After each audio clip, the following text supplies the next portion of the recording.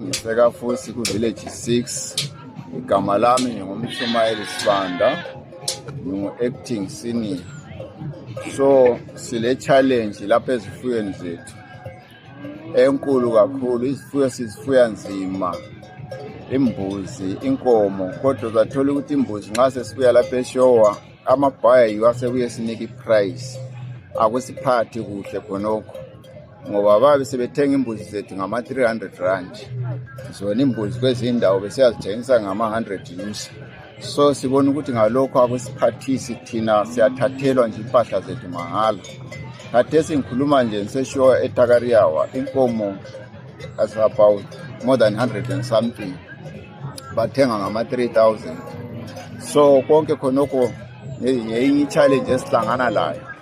Lazi babuya late abantu be-council, so abasihloniphi futhi njengama farmers. Okumele ukuthi nxa befika lapha basixolise sibili sibe kube lesikhathi sokuthi sebevula. Nxa bezoqalisa ngama 1 2 bayakutshengisela ukuthi vele abasihloniphanga. Yi challenge esihlangana layo enkulu kakhulu lapha kithi eMathebeleni South. Inkomo zethu zihle kakhulu, kodwa indlela ezithengwa ngayo ayisisuthisi njengabalimi. Kuyini ongayenziwa mhlawumbe ukuthi kube le ntengo mhlawumbe elifisa ukuthi kuyenziwe ngodaba lwentengo yenkomo?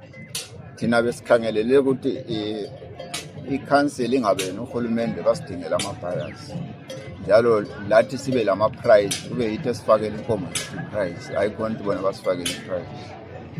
Sesikhangela isimo esikiswe se-drought, kulakho ukuthi ezinye inkomo njalo zifa lingasazithengisanga. Kuliphatha njani kulokuthi izifuyo zenu lazi kodwa lizehluleka ukuthi mhlawumbe libhadale esikolo njalo lithengele lempuphu? Khathesi so ngesikhathi esikusi isimo sesikuso besikhangelele ukuthi sithengise silahle inkomo ezinye sibhajethele eziphilayo ukudla. So kuyehlula ngoba njengezinsikazi vele bahle bakhangele eceleni, so akusiphathi. Thina besikhangelele ukuthi sizibhajethele ukudla inkomo zethu.